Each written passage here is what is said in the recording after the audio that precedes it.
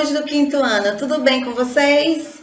Hoje vamos trabalhar aula de português, um tema maravilhoso que eu tenho certeza que vocês vão gostar, que é sobre lendas urbanas, tá? A gente abordou em LPT algumas lendas, mas não focamos em lendas urbanas, falamos mais sobre lendas folclóricas, tá? Então a gente hoje vai falar um pouquinho sobre lendas urbanas. Bem-vindos à nossa aula. Pega os seus materiais e vamos começar. Então vamos dando seguimento à nossa aula e de acordo com que são as lendas, principalmente as urbanas, elas são contadas de fato como se elas realmente tivessem acontecido. Não diretamente com o narrador da história, mas como se fosse de um amigo, de outro amigo e de amigo para amigo, e assim sucessivamente vão se espalhando as histórias. Vejamos que elas podem ser enviadas por e-mails ou também por imprensa, e que constitui um tipo também de folclore moderno, tá? Então, são frequentemente narradas como de fatos, né, tivessem acontecidos, e nós sabemos que as lendas urbanas, elas são espalhadas de geração em geração. Vamos também saber que muitas delas são bastante antigas, tendo sofrido apenas pequenas alterações ao longo dos anos, ou seja, elas foram ficando mais modernas. Vejamos agora alguns exercícios relacionados sobre as lendas. As lendas, elas são contadas de geração em geração. As lendas, elas são histórias urbanas, ou seja, histórias da cidade que são contadas, né, por pessoas mais velhas, pelos mais novos também. Então, as lendas é uma história bastante legal para que a gente possa discutir em família, na escola, com os professores, ou seja, com as pessoas que fazem parte da nossa vida, porque são coisas que realmente acontecem na sociedade em relação a um folclore moderno, certo? Então vamos lá. Na primeira questão diz assim: relacione a imagem de cada personagem a seguir ao título da lenda urbana que leva o seu nome. Muito fácil. Tenho certeza que vocês vão logo de cara aqui acertar todas as alternativas, tá? Então temos o quadradinho aí, onde vocês vão colocar a letra A, B e C de acordo com o personagem, tá certo? Vamos lá. O Homem do Saco, tá bem nítido, letra C. A Fada do Dente, tá? Letra A. E também a Loura do Banheiro, letra B. Agora uma pergunta para você. Você conhece as lendas urbanas acima? Eu conheço. Muitas. Inclusive, principalmente da Fada do Dente, que é aquela que troca o dentinho por moedas. Da Loura do Banheiro é aquela que está lá escondida quando a gente vai fazer xixi e de cara se surpreende com ela. E do Homem do Saco? Quem que nunca ouviu falar? Aquele menino que anda no meio da rua, cuidado que o homem do saco pode te levar. E que dentro daquele saco tem cheio de criancinhas. Essas lendas, elas são muito especiais, porque elas fazem parte do nosso folclore moderno, certo? Vejamos agora a terceira questão, tá?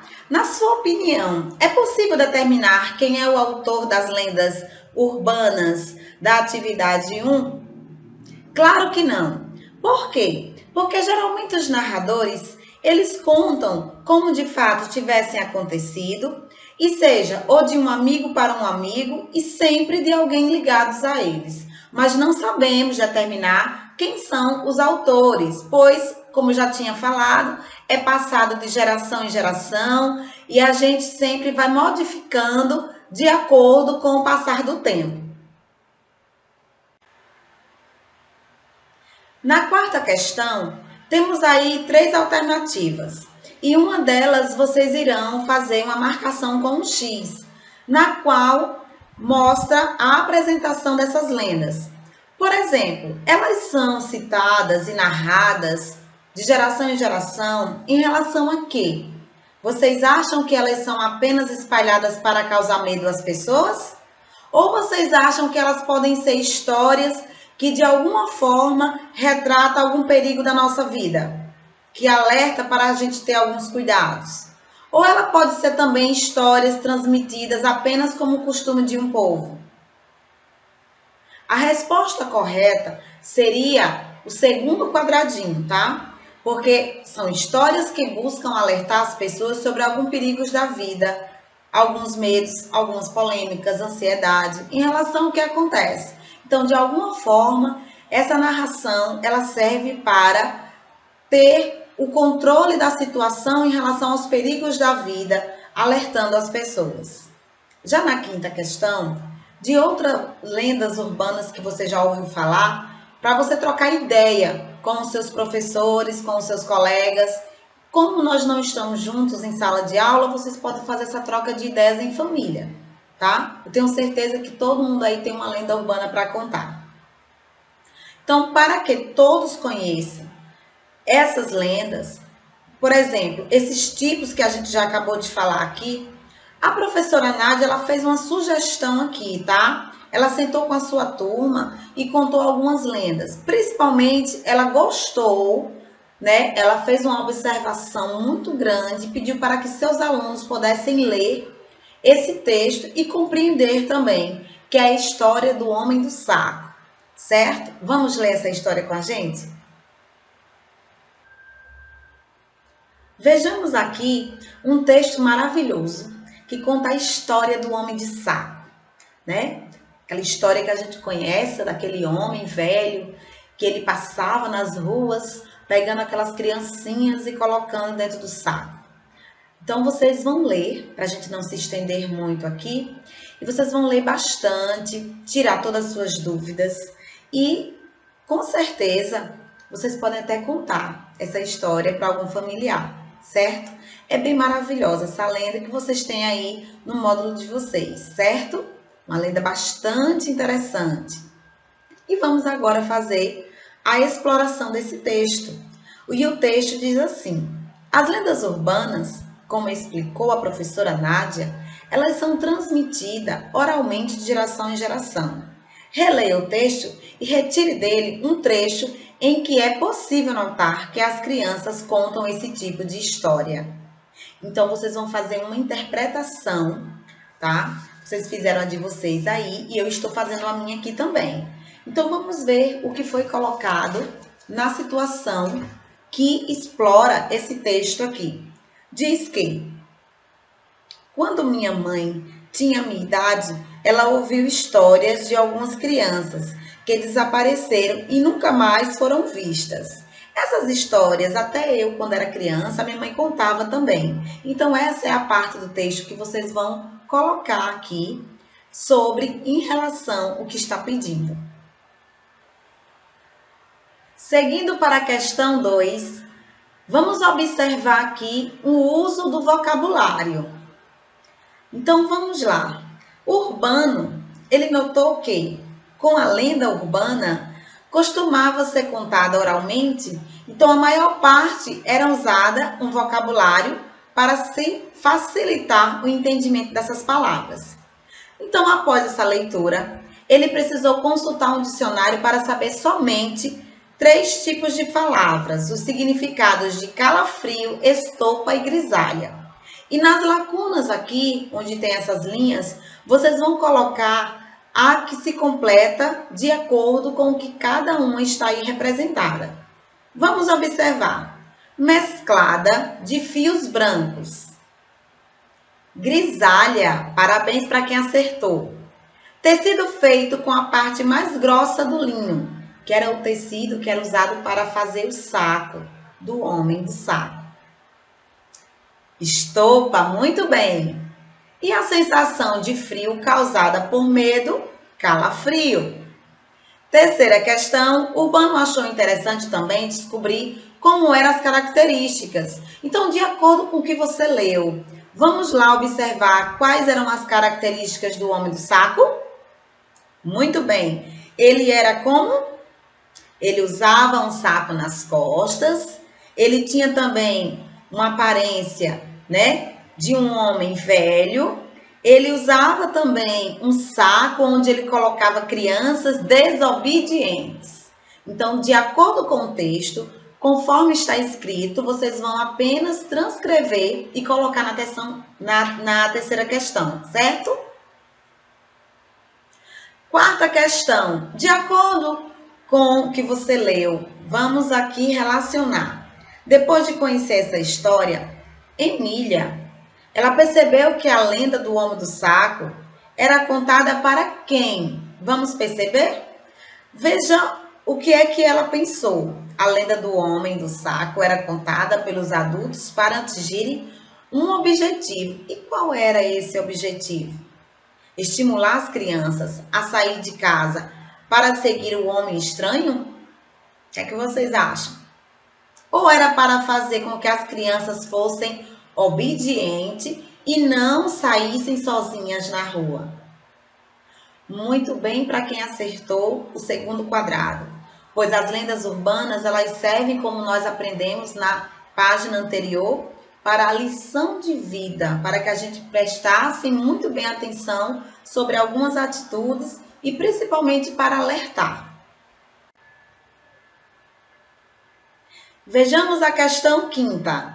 Ela diz o seguinte: durante a explicação sobre as lendas urbanas, a professora comentou que algumas histórias deixam de ser contadas com o passar do tempo e novas lendas vão surgindo, tá?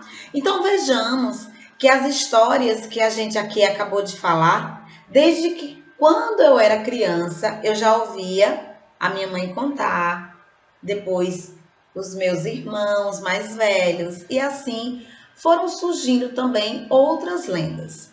Como vocês vão perceber, diante aqui da alternativa A e B, vamos descobrir algumas situações que não param e elas sempre vão surgindo constantemente. Tá certo? Então vamos lá. Ela perguntou: atualmente existem lendas urbanas mais novas? Eu acredito que sim. Vamos saber mais um pouquinho? Na sua opinião, pela leitura do texto, é possível dizer que a lenda urbana do Homem do Saco, ela é antiga ou ela é recente? Ela é antiga, pois ela foi passada de geração em geração desde o tempo da vovó. Na letra B, diz assim: você conhece alguma lenda urbana atual? Comente com seu professor e seus colegas.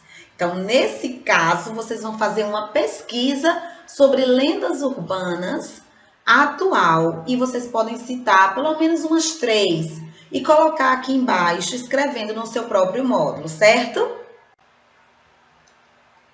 A sexta questão, ela vem trazer para a gente aqui um questionamento em relação sobre o que é sobrenatural e elementos que não são sobrenaturais.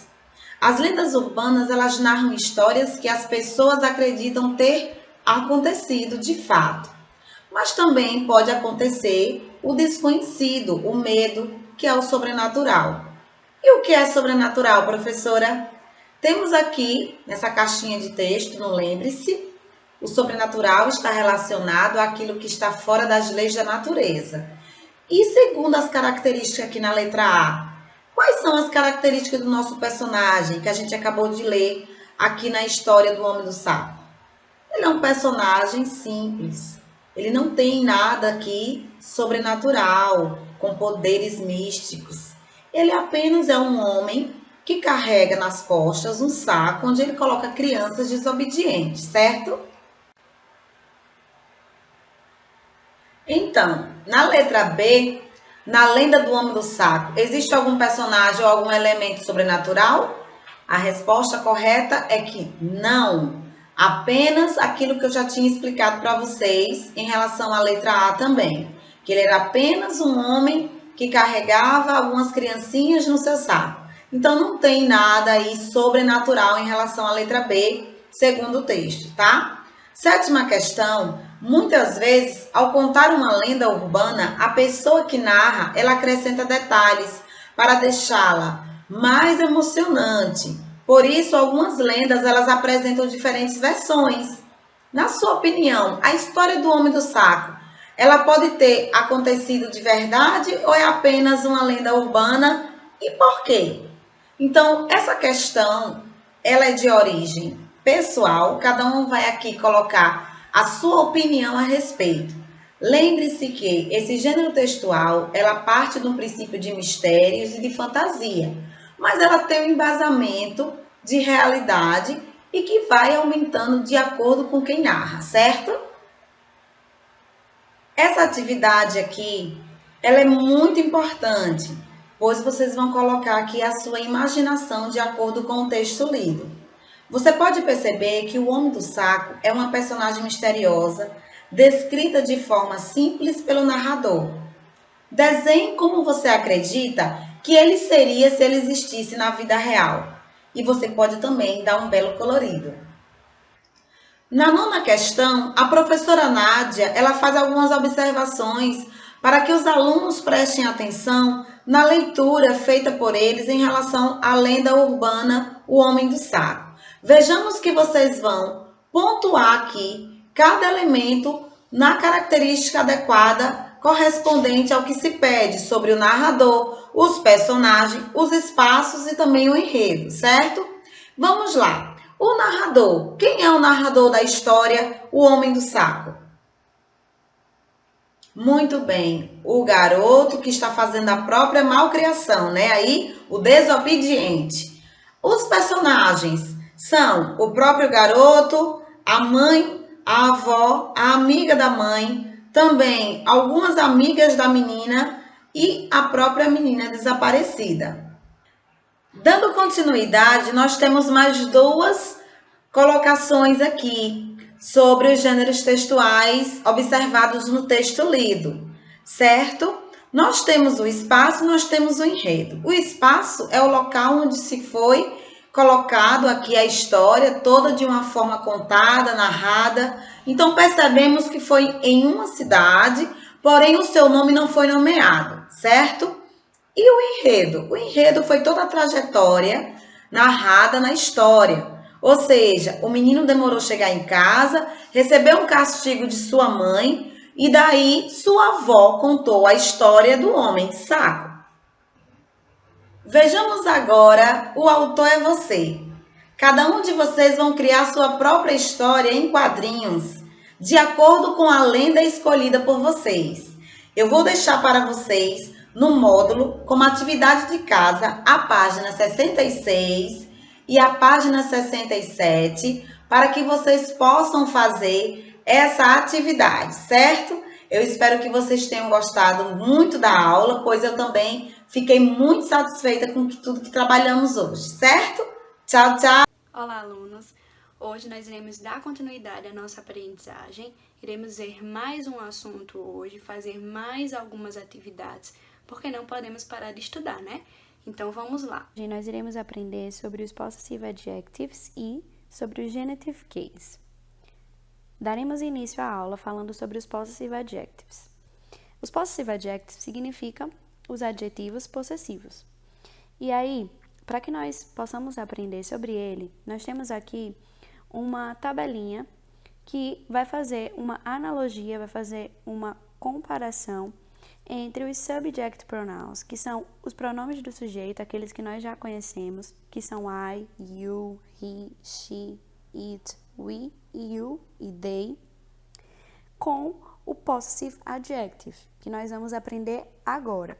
Só para relembrar, nós sabemos que I significa eu, you, você, he, ele, she, ela, it, ele ou ela, para animais, objetos, coisas, lugares, tudo que não for pessoa, a gente sabe que a gente vai usar it.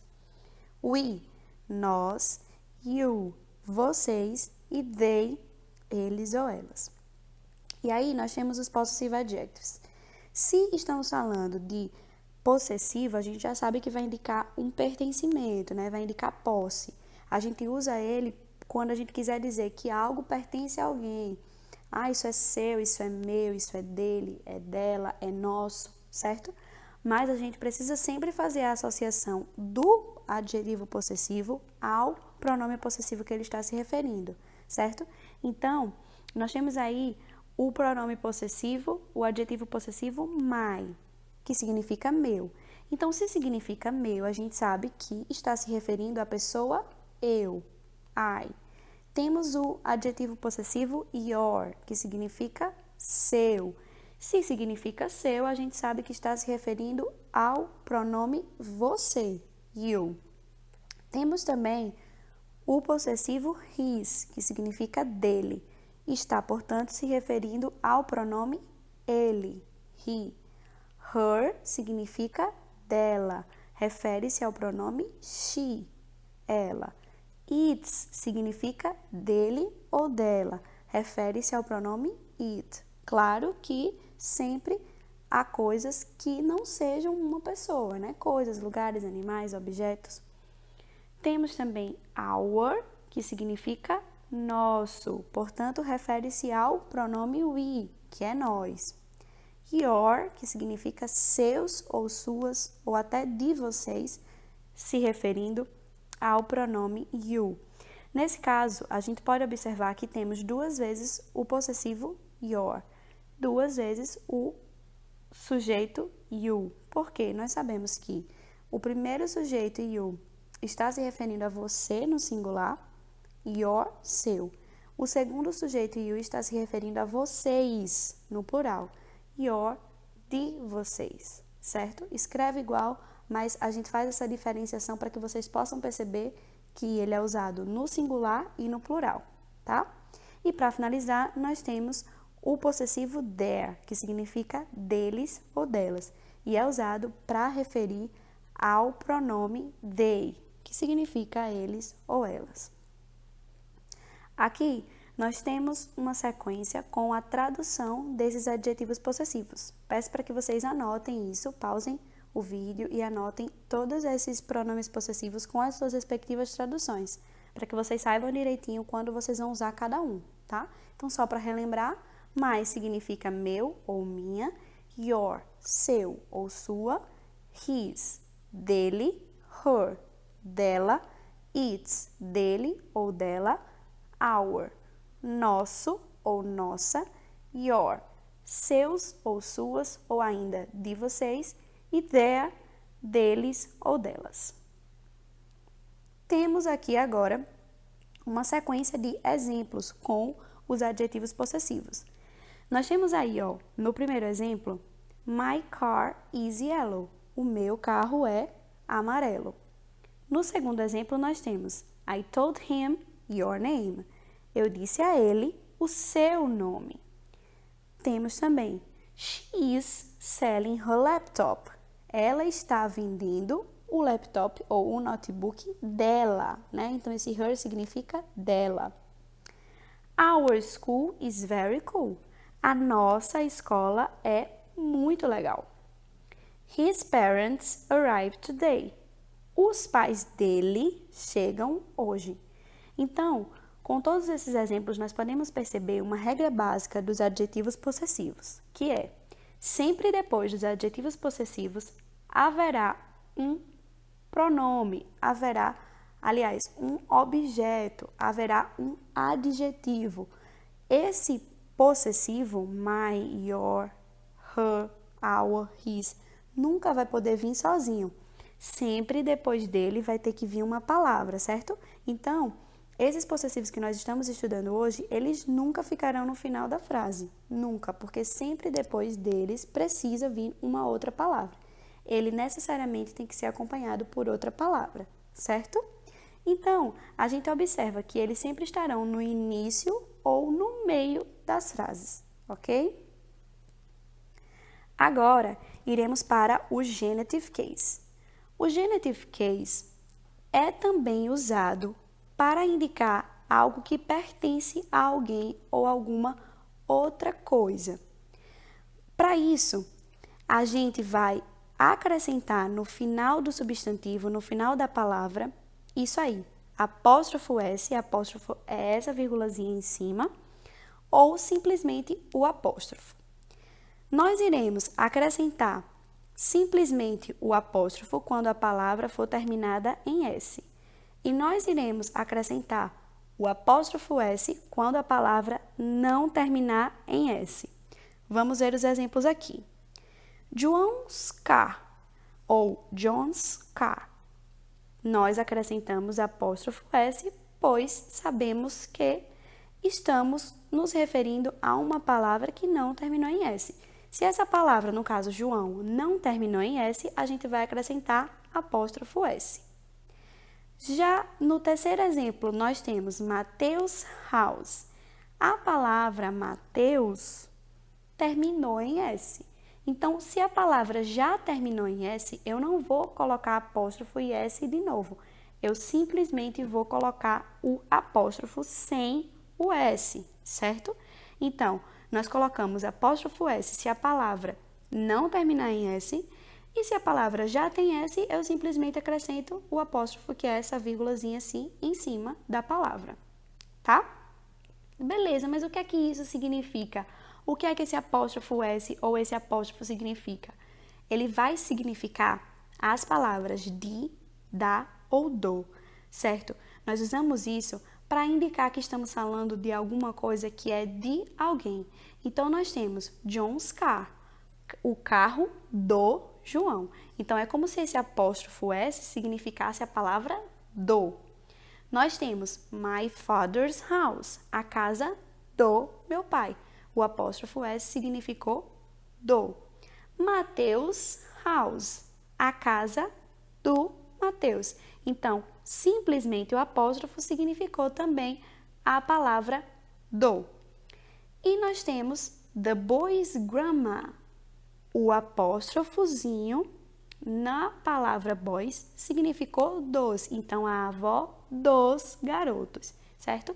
Então, ao invés de a gente usar essas palavras que a gente usa em português, a gente simplesmente acrescenta o apóstrofo ou o apóstrofo S em inglês e indica que estamos nos referindo ao pai do João, a casa da Maria, a amiga da Susan, certo? Então, a gente simplesmente faz isso. A palavra terminou em S, eu coloco apóstrofo. A palavra não terminou em S, eu coloco apóstrofo S. Agora, nós iremos pegar o livrinho, abrir na página 40 e ouvir esse diálogo.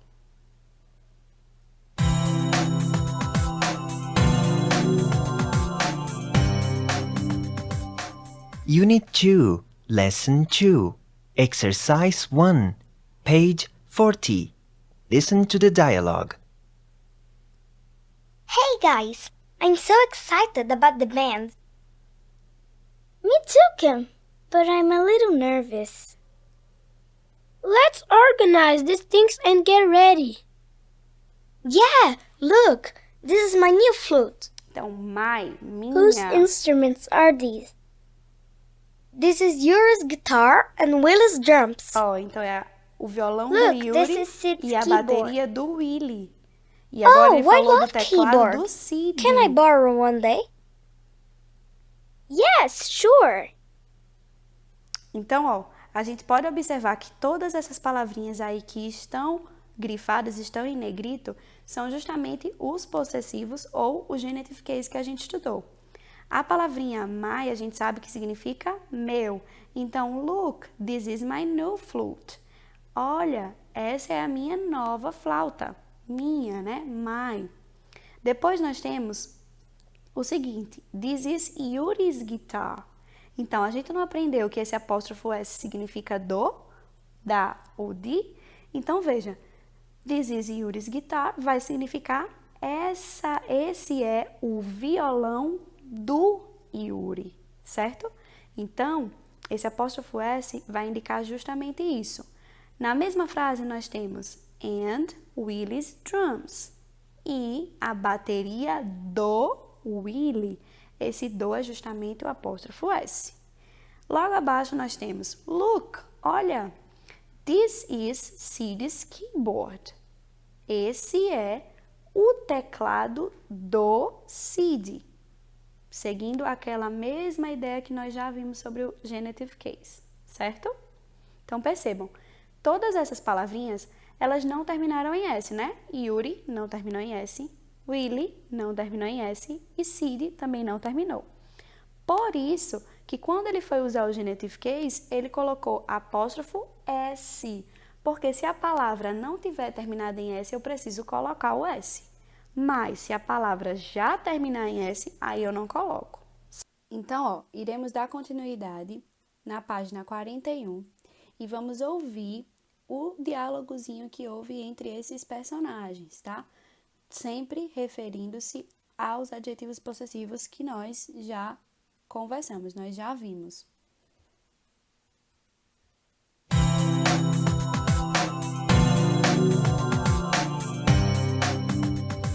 Unit 2, Lesson 2, Exercise 2, page 41. Listen and say, That's my flute. That's her microphone. Those are their bags. That's his guitar. Então, na primeira frase, ela diz, ó, aquela é a minha flauta. Aí, aqui embaixo, ela diz, aquele é o microfone dela, né? Her microphone, o microfone dela.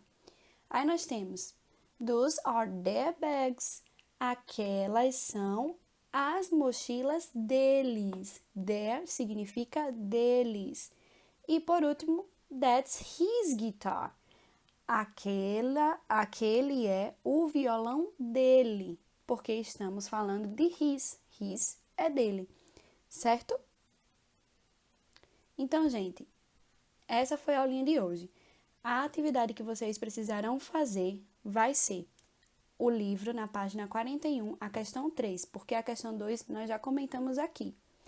Também quero que vocês façam as páginas 42, 43, 44 e 45 e enviem as fotos dessas atividades prontas para esse e-mail, certo? E agora, it's time to say goodbye. Vejo vocês na próxima aula.